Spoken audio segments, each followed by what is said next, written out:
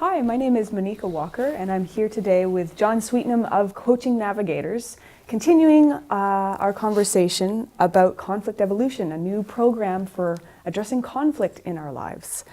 So this has been a great conversation we've been sharing. You talked about how conflict evolution is a 5-step program. Very simple 5 steps that can hold us through the process of resolving a conflict in a way that makes it easy, in a way that allows us to really gently move into something that normally would be maybe a little bit scary or difficult, and move out of that discomfort into a place where we can see a possibility for choice and for change. And so we create stories for ourselves. That's what you were saying also, is that a lot of what our reality is made up of is all these different stories we create, and they can be positive stories or they can be not so positive stories, and those are the ones that we've been talking about, the ones where we get hung up on ourselves. Can you say a bit more about that? Well, the story is the most powerful aspect of being human. Indigenous peoples around the world have shared the values of culture, the values of time, the ways we overcome difficulties, the way we create family, community, has always been held in the power of the story. My personal training has been with the Huna people in Hawaii, where we've learned from the indigenous Hawaiian peoples, the aunties and uncles. And in this shamanic tradition, what was so powerful is that it wasn't really, shall we say, taken apart in some way until about 1820 through 1860, when the Christians went to Hawaii. If you went to Europe, the medieval churches, it took apart stories of relevance to natural intuitive culture and managing wind, water, fire, earth, and sun, and whatever, were taken apart. So power was taken away from the people very, very, very early on in Europe, in other cultures, and in the caliphates of the Far East, more mythological. But in Hawaii, we had a very good example right up until 1820, which is kind of recent in history, 1820, 1860. And when the Christians went in there and a Hawaiian princess chose to Christianity, the underground indigenous stories, the native peoples in Canada and New Zealand and cultures I've read about in Africa, having never been there, have all held the story of wisdom, of values, of culture, of esteem, of worth, of family, of community, of children, of family, of whatever you might think brings value in story. And because it's very relevant and new in the shamanic learnings of Hawaii, we have a very new, relatively new story unearthed. And the privilege I had to be in a particular segment of that culture is that we learned that there was no emotional unwellness recorded in Hawaii previous to that 1820. And we know that the journey of the particular segment of wellness of Hawaiian shamanic tradition that I was introduced to, not completed totally, but have been introduced to in a small way, is that it's a journey of about 750 years through oral history. Whether it went back through Polynesia to the Essenes, well, I don't even know, except that it's a history that was brought relevant right into the mid-1860s, so to speak. Well, that's very new in the world today. Not so in Europe, where it was decimated and taken out. So the reason I liked it so much is that it was more au courant to the power individuals had, not in a collective particular Christian culture, a particular church, a particular ideology, but it was brought in that individual people had wisdom and learnings and could create incredible health and wellness and change through story. So they held this journey through story. So story has been a way of mankind well before recorded history. And in fact, it allowed for community and connection. And we know through the native traditions that they have circles for healing. When someone did something that was not in the story that was held by the community, that they would have a circle and people around and keep telling stories of positive affirmation about people until the person got their worth back and their value back and reintegrated into the values of community. And we know through certain island cultures that the worst thing that can happen is what I call shunning or excommunicating people from the community. We know that through some churches, excommunication. We know that through some feelings that in the story, people are left out. People are incomplete. People lose connection. In fact, that shunning, that loss of connection is so powerful. We know from the voodoo of some of the islands that it really, people can actually die. Such is the power of story. So the power of story was how I wanted to start this, because the story holds both the conflict and the resolution in the same breath. Isn't that interesting? It holds both the conflict and the resolution inside itself.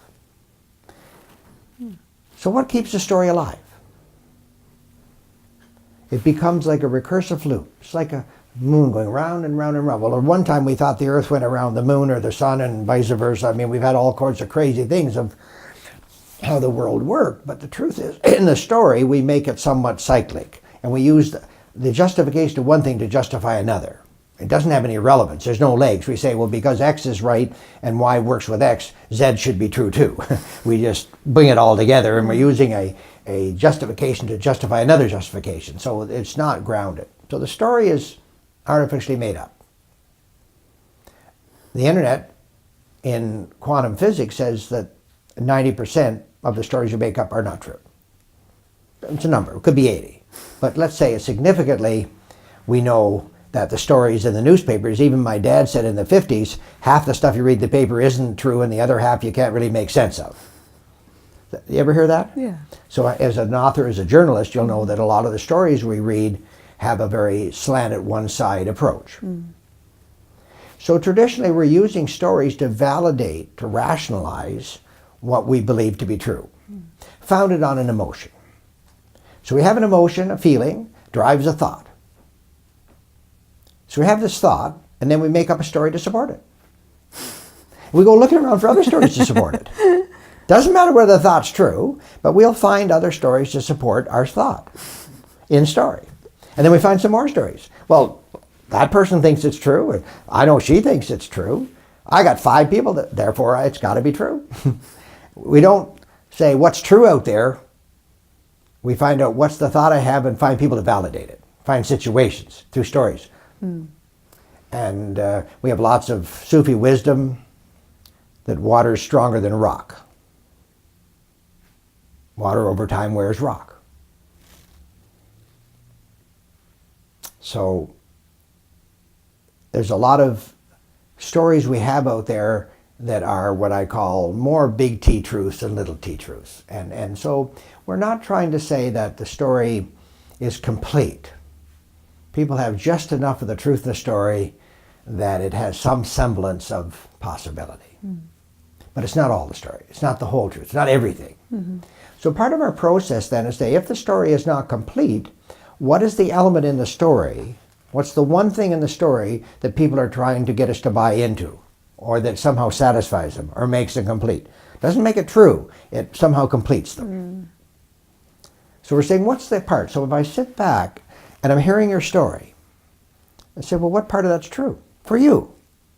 I might get tagged up my own ego and say, well, that's not true because I know better, I know differently, so I'm into my ego, and then I'm into trying to overcome your story with my story. And I can make my story a little bit bigger, a little bit better, a little more interesting, and heck with you, my story's better.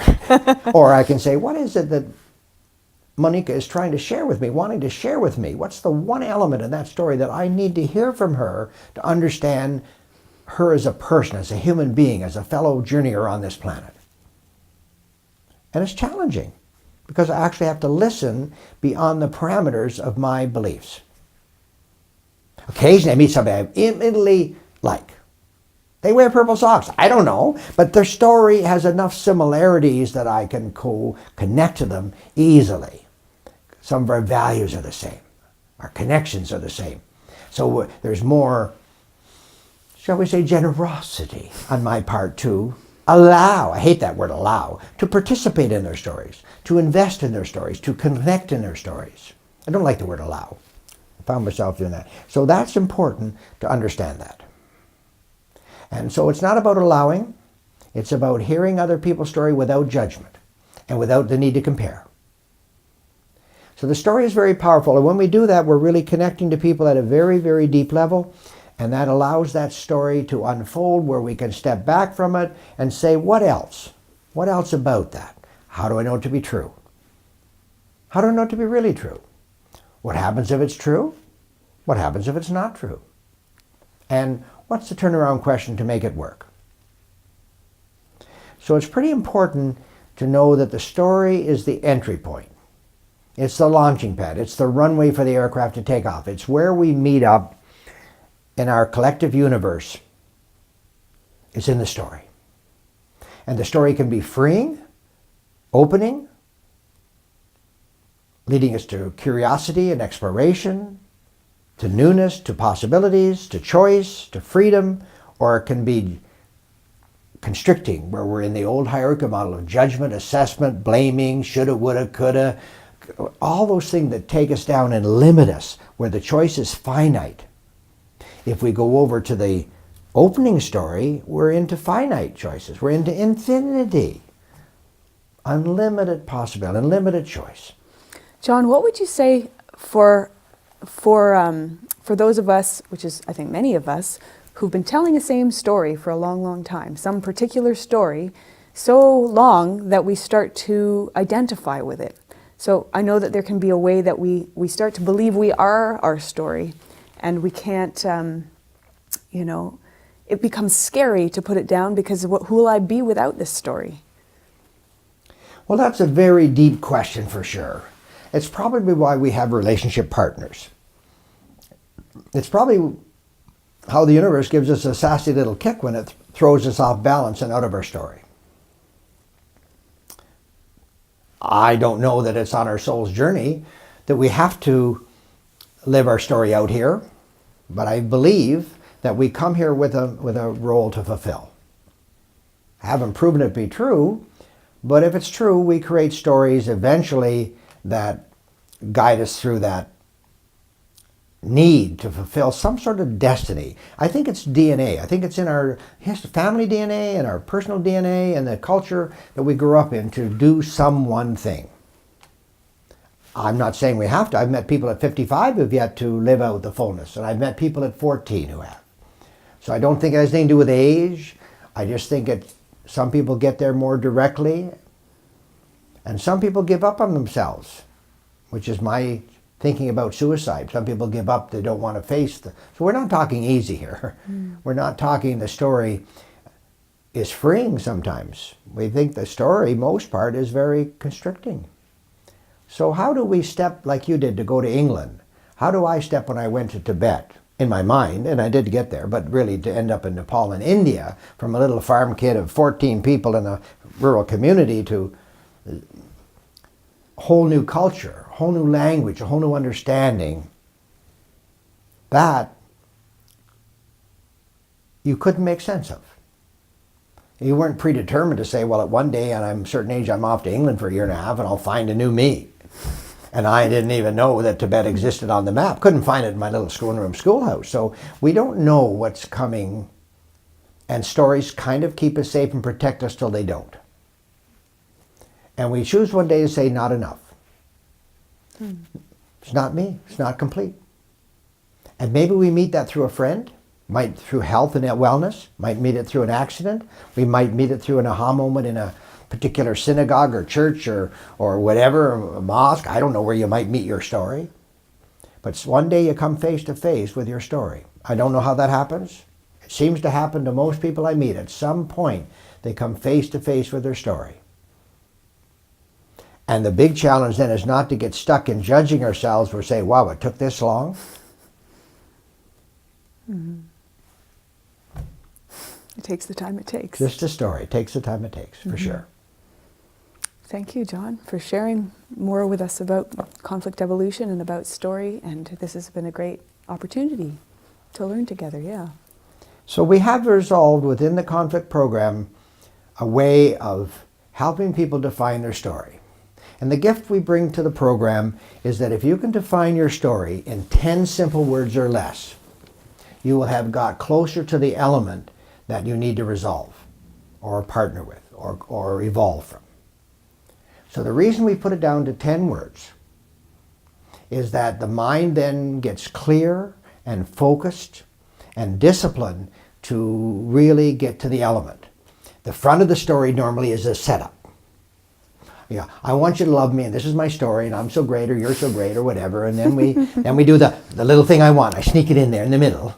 And Joseph Campbell doing the power of story. And then at the end, I do the, well, I hope that was enough. I hope you really agreed with me. And I want you to still love me. And so if that wasn't quite right, we'll adjust it over here. And we do all the tags at the end. And pretty soon we have 38 words or 5 paragraphs to make a simple request. I want to grow. I want to have something more. I'm not sure what it is. I value life. I value contribution. And we found out that by using this what I call a subtractive process, by getting the words less, not 22 words, not 27, not 35, what's that, elevator speech? Not 17 in elevator, but 10 words. Really, it's 9 words, but we give a bonus. We're good like that. It's 7 plus or minus 2, but it is 10 words maximum. And that edits out most of, if not all of, the words that hold judgment, blame, guilt, comparison, shame, woulda, shoulda, coulda, assessment, all that stuff that hits us inside, that makes us more fearful and doesn't let us risk. And if we can state it 10 words and refine it 3 or 4 times, we get down to the element, that one thing that drove you to go to England without ever being able to name it. Because you don't have to much name it. It's a feeling, right? It starts as a whisper in your ear, the feeling. Touches you here somewhere, and you have a feeling. And then you get there. And you're not even sure what you're there for, but you're there. And just that process, it starts to, and you don't even know until you're back. But you're back, and then finally it says, huh. Because when you're in it so perfectly, you don't have to name it. You're just being present with it. It's only when you're back home and people are saying, what happened? How'd you make out of it? You survived, my God, that you start trying to give words that they might possibly understand a bit more about the wholeheartedness of you. Because when you were there in it, it was perfect. It was only less perfect when you tried to find perfect words for it, coming home. So the others somehow understand you, somehow accept you, somehow acknowledge that you're anew, somehow will free you up from past assumptions that you want to redefine yourself. And you feel it's important to set them straight. I went on this journey. You should know about it. And if you really knew, but in truth, you never gave it that thought while you were in the process. It was just you being you. Days were messy. Days were long. Days were frustrating. Days were lonely. Days were happy. Days were friends. Days were having a good drink in a wee club that was so old they were older than Canada. Right? Being in England. And when we got home, we made it little boxes again. Little boxes of stories that we could wrap up with a pretty ribbon and give it to you, and I'll give you that box in my story. But it's very hard to share that coming of age, that coming aligned. And too many just look at the gift wrapping. They never get inside the depth of you. And the story is just a representation. They get caught up in, I would rather have yellow ribbon. Yes. Oh, that's not wrapped like Aunt Mary did. Aunt Mary had a perfect wrap. And that's the nature of story. Very powerful, but it's yours alone. Thank you, John, for being here today.